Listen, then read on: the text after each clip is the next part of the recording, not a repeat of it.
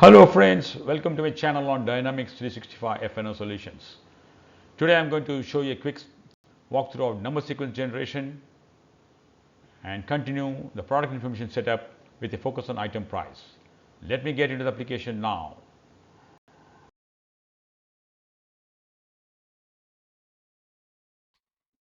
So let's start creating the number sequence. So what I've done is I have created a new legal entity AB UK, and as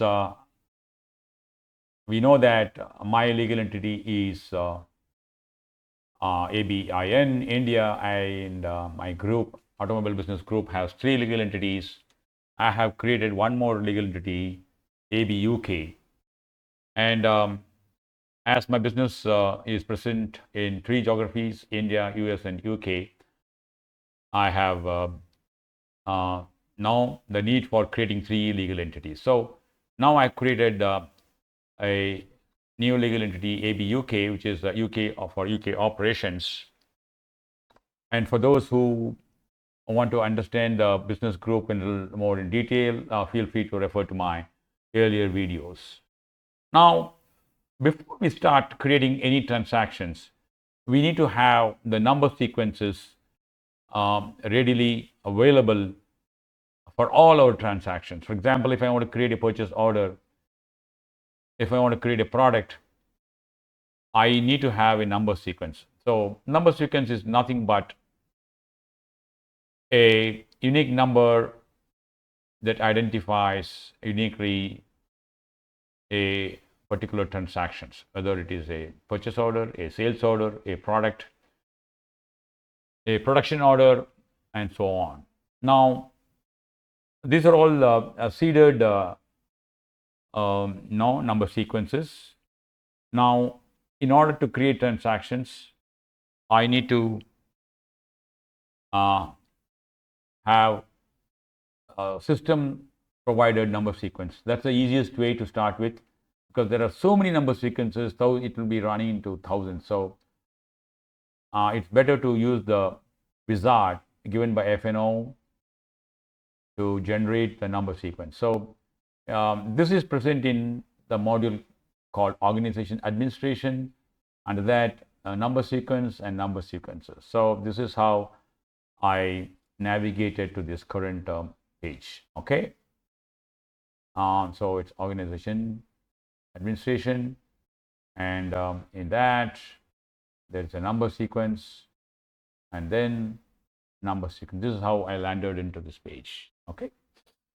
Now let's start creating the number sequence from scratch. It's going to take a while, so it should open up a wizard, and it will start creating all the necessary number sequences for all the modules.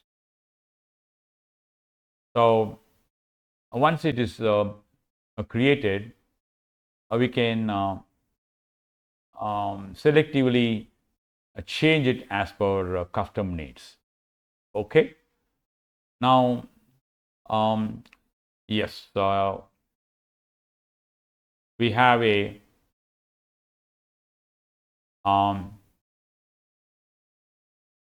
the setup wizard, number sequence wizard.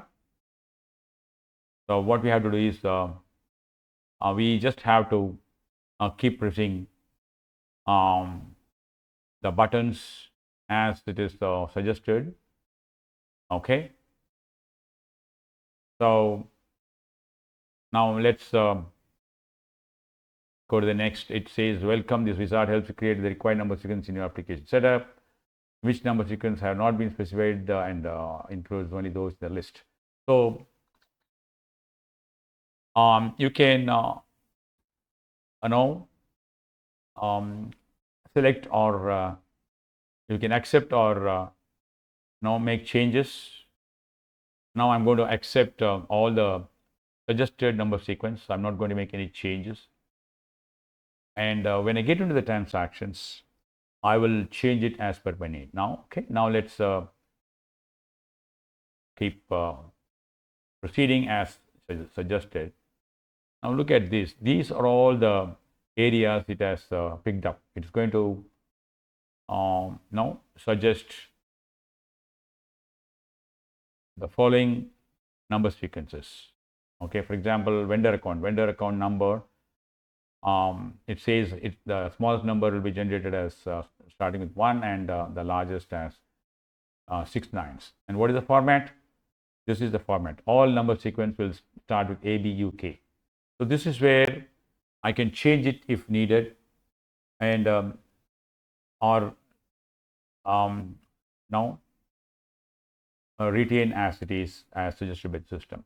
I'm not going to make any changes here. Whenever I need, I will go to respective number sequence page and then make some changes.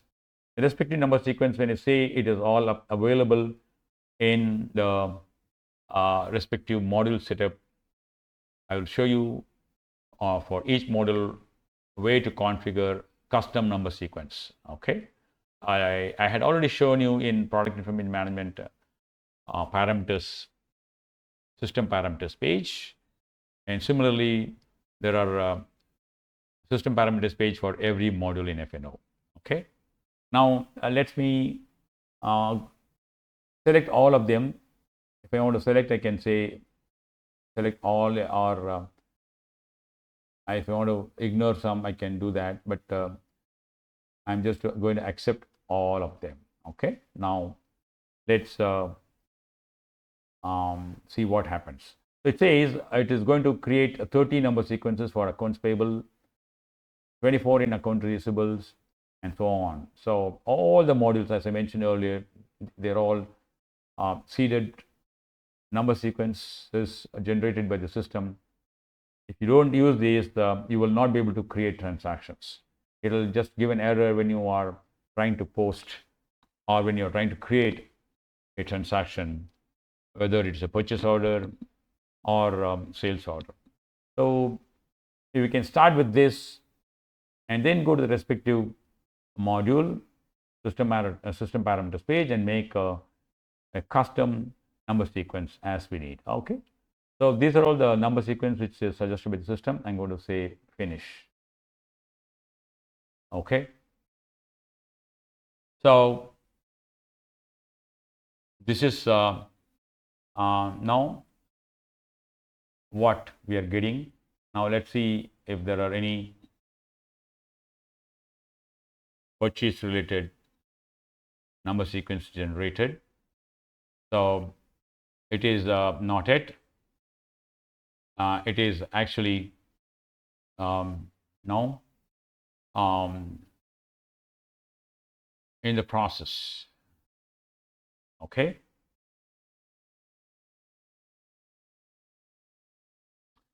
Now let's see if it has completed. It will take some time to create the number sequence. I think it has completed. Let me check if I'm getting purchase related. So it has created so many purchase order related number sequence. Earlier when I showed, it was not there. Now it has created the following number sequence. Okay. So similarly, sales, let's see if there are any sales. Yeah, it has created some sales order related. Now this is how we have to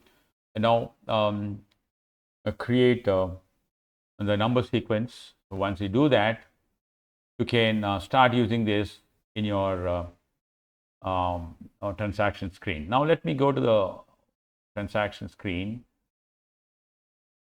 Before that, I want to see what it has done in the legal entity page itself, because there are few legal entity system parameter, number sequences. Let's see if it has filled those.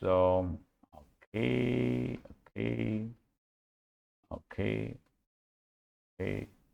See, look at this. The number sequence, as soon as you create the legal entity, this number sequence tab would be blank. this would not be populated. So after I create the number sequence through the number sequence wizard, this gets defaulted here. Okay, so we don't have to touch this because this is system related. We don't have to touch this now, whereas I can go and make some changes, okay, for my transactions screen. Now let me go to the product information management for UK, and let me go to the system parameters of product information. Okay, setup.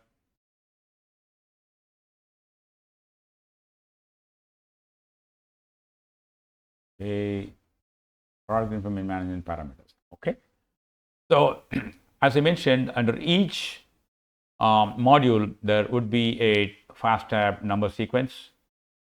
So look at this. This is the now number sequence, which is going to be used for creating numbers for barcode related to my product. Okay, and if I want to make changes, I can do that. How do I do that? I can go to this. I can go to the number sequence page. Sorry about that. Now this is what it is. If you want to make some changes or you want to create a custom, you can say plus new, and then create your own and come back here and assign that here. I already covered this number sequence creation in my earlier sessions. Feel free to access my earlier videos to get a walkthrough of how to create a number sequence from scratch. So, and again, if you look at it, there are some shared number sequences. So this is something which is shared because I had created this for ABIN. So this is got defaulted in product number also. Okay, so what was that? Okay, so this is what it is. Okay, this is the format I had created for my product, and if I want to use the same sequence for UK legal entity also, I can use this, or I can change it here. Okay, it's quite straightforward. I'm not going to make any changes. I just want to show you how the number sequences that we generated through the wizard gets defaulted in the respective system parameters page of the each and every module of F&O. Okay. Okay, now that I have shown you how to create a number sequence from scratch and how to now make custom changes as per our need, I would like to stop here, and the next part, as I mentioned, I would like to go back to the product information management module of ABIN and continue setting up the product information management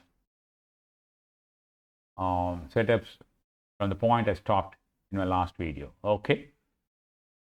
So I was here. I was in release product. I had created a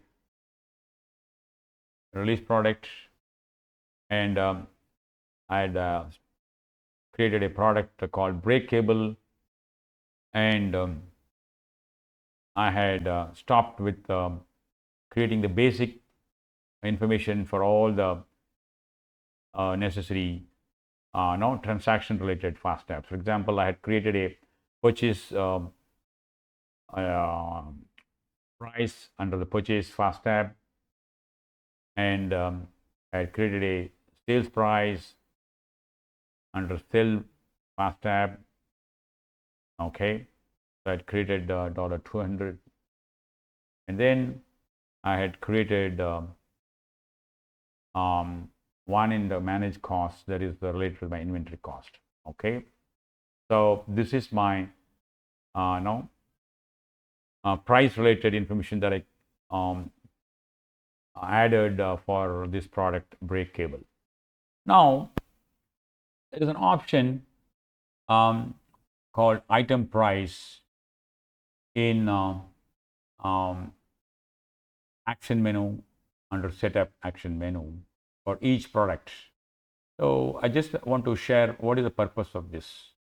The item price is basically used for now setting up prices for the product and use it for your planning purpose and for your standard now cost accounting purpose. Now, how do we now use that? Now, let me go to the item price page. Now, as you see here, nothing is there.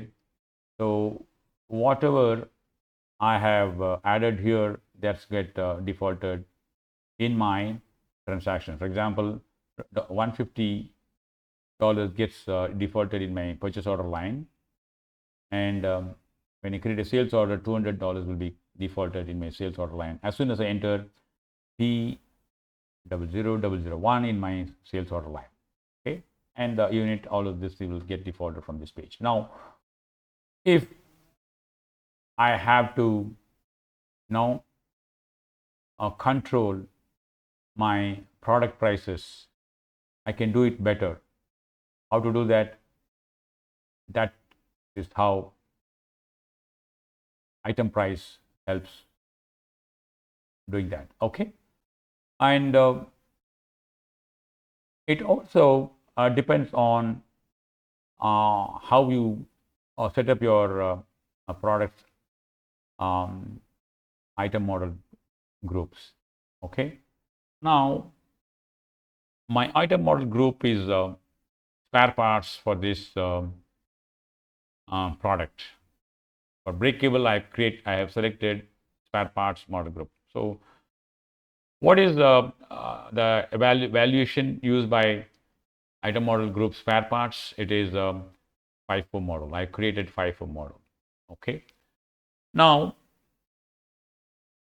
a FIFO model is basically used for planning needs, and if you want to give control for your procurement department or planning department. So that's when the FIFO model is useful, so that they will know the projected cost for planning their procurement, and that will give a realistic picture of what their projected cost of procurement for a particular product. There is one other option called standard. Okay, standard cost. I have not selected standard cost here, but I can select standard for my product item model group, or whereas I have selected FIFO here. So when I use standard cost, this will be used in all cases, and this will be more used by the accounting team. Okay, I want to create a item price, okay, with two different flavors: an item with FIFO model, an item with standard cost item model group, and then see how it impacts the transactions. When I say transactions, when I create a purchase order, how the inventory cost is valuated, how my inventory cost is booked. So that depends on how you set up your item model group, and that has an influence from the item price that I'm going to create. Okay, so this is the importance of item price. So item price could be better used by different teams, by planning teams and accounting team. And now what I'm going to do is I'm going to create a item price for my product break cable. Okay. Okay. Right. So before I do that, I need to create a version, costing version, and when I say costing type, when I say press, when I click new, it is giving a costing type called plant cost. So the plant cost is basically used, as I said, that it is used for predominantly for purchase and for sales. Okay, and here I need to create a costing version. So how do I do that? I need to go to the cost management module. Okay, I have to create new. Okay, I can add planned and say planned. Okay, and then say save, and then I want to create a new, and this is I want to use it as standard.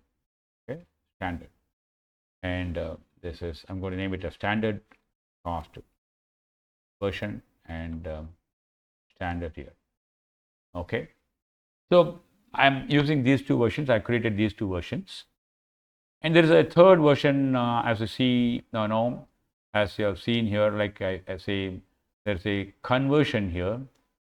A conversion is basically if you want to change a costing type from uh, standard to planned or now as needed by your business needs. So I'm not going to use that. That's used when we want to change our costing type from standard to planned or planned to standard. So I haven't tried that, but we can definitely now walk through that when at the right time. Okay, I'm deleting this. I'll save this. Now I get back here to my page. Now what I'm going to do is I'm going to say planned. Okay, all right, and then I can give a price here. Okay, let's say I give a price of 185. Okay, I have to mention a site here. Okay, so the site is not created. I need to create a site here and then come back here. Okay, let me do that. Okay, okay, I'm going to create a new site. Delhi. Okay, and just press stay here, and then I'm going to create another site. Chennai. Okay, Chennai. So I'm not going to add more information here, just to show you how this item price can be set up. I'm just creating a basic information. I'll come back to this. I'll add addresses later. Okay, or I can add a new address. A default address, I can add a new default. Okay.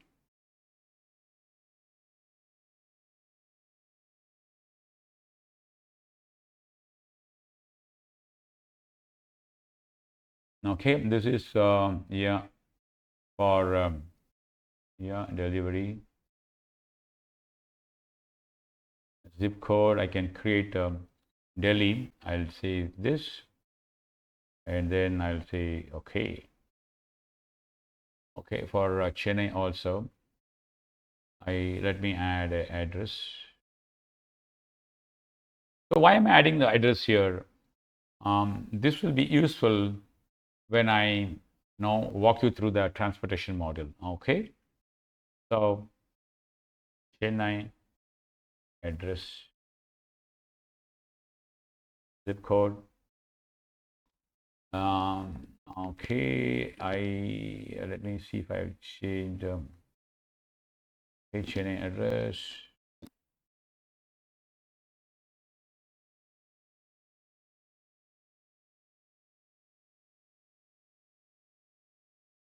Okay.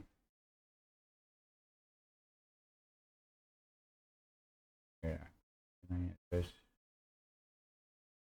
Okay.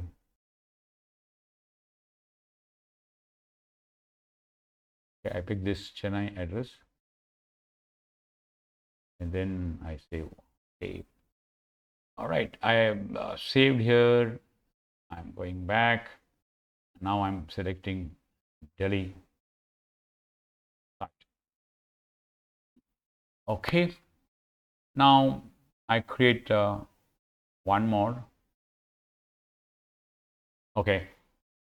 So I need to, it says I need to define inventory unit for my product, because here you see that there's a unit mentioned, but whereas in my release product page, I haven't, let me go back to my release product page for this product. Okay, release products, the one, and I think I missed that. Okay.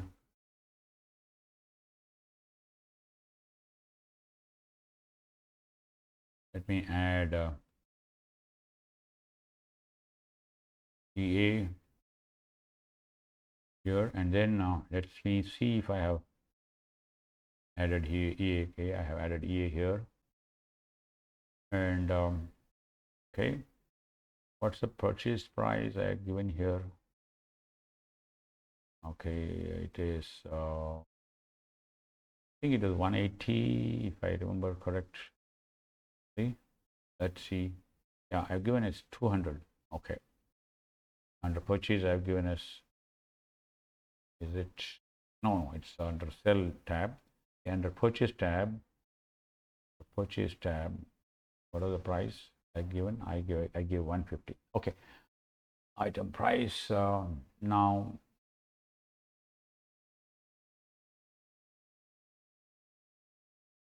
Okay, looks like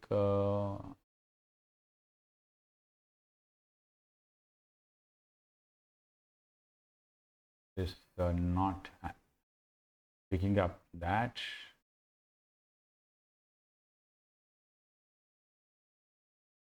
Inventory unit. Sorry.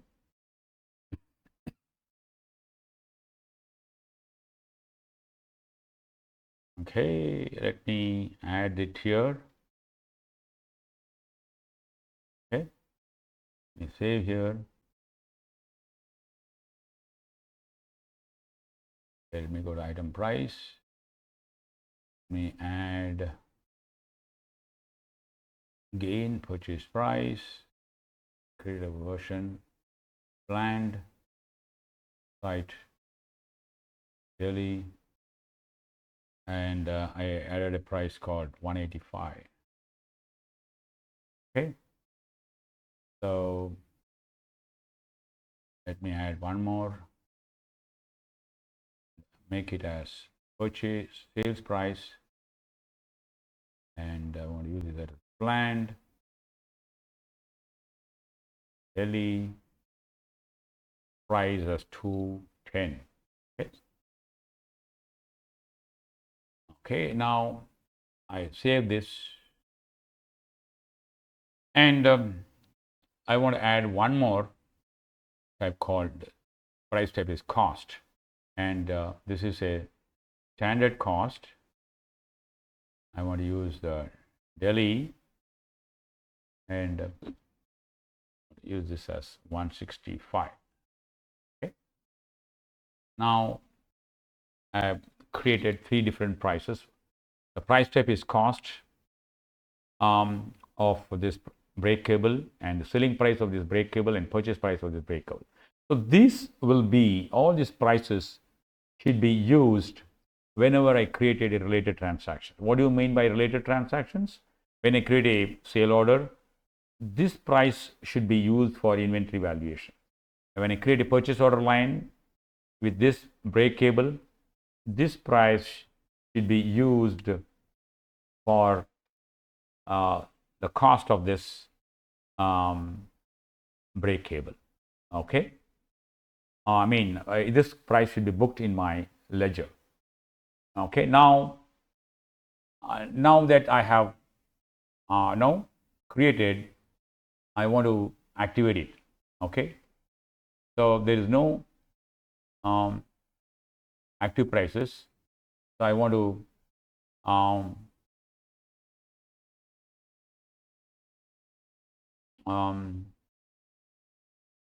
make sure that this is available for my product.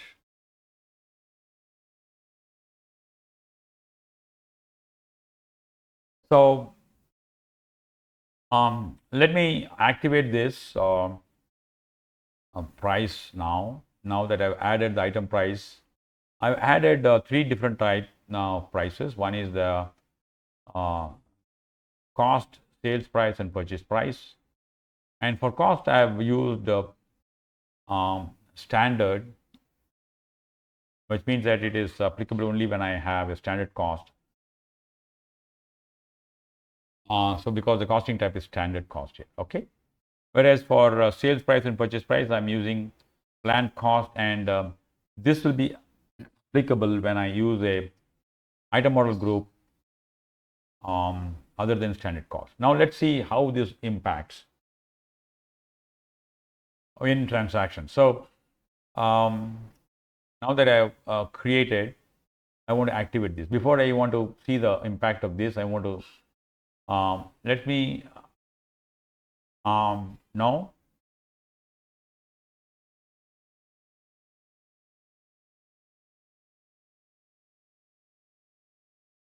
so let me activate this.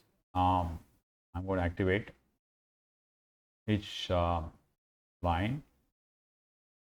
Okay, so all of them are activated, and it has moved from pending to activate prices.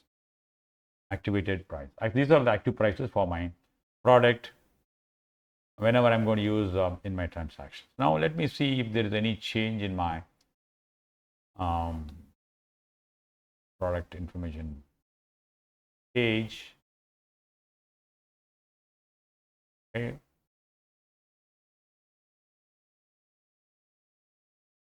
Okay. So look at this. The price got changed to 160 in my purchase price. Okay. This got inherited from my item price. And let me see, earlier it was 180. Now let me see what is the change. I had mentioned it as 200. Now let's see if there is any change in my cell tab. Okay, now it has become 210 because I had added 210 here. So this is now the usage of item price.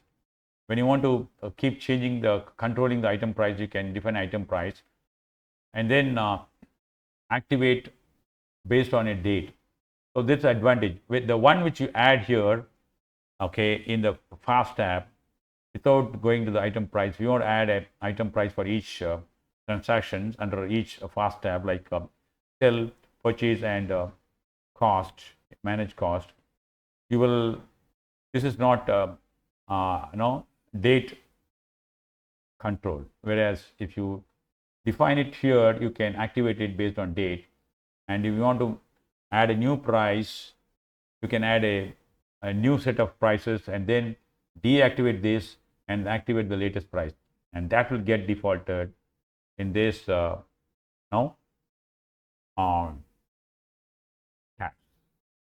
Now I want to see if there is any impact on the cost, manage cost. Okay,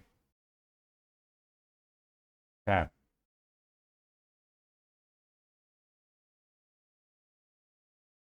Manage cost tab.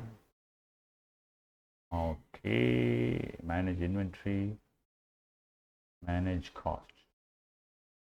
Okay, so manage costs. it is now showing 160 here because I had the cost I had given 160 here.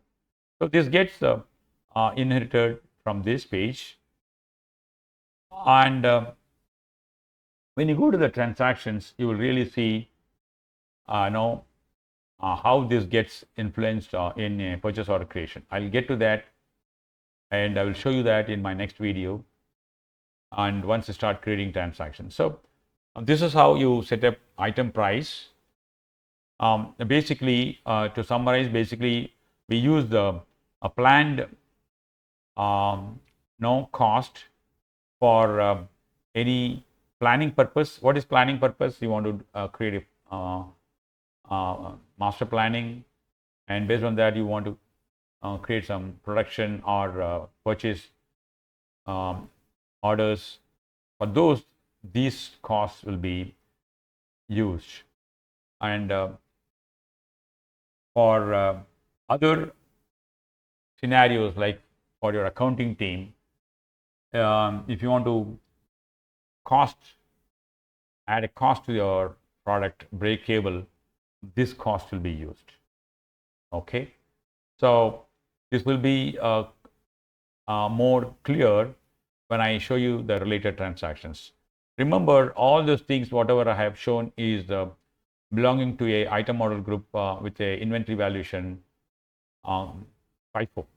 Okay, so I'm going to create one more item with a item model group which will have standard cost, and then see how it impacts, how this differentiates when we create a purchase order using a item that has got a standard cost, and when compared to an item in a purchase order line that has a item order group with a FIFO. Okay, so with this I stop this short walkthrough on item price, and in the next session I will start creating transactions, and to let you know what prices get defaulted when I book the purchase transactions. Okay, thank you so much for your time. Feel free to add your comments, and stay tuned to my channel. Please subscribe to my channel if you're interested to continue to see my subsequent videos, and also feel free to refer to my earlier videos. Thank you again. See you soon. Bye.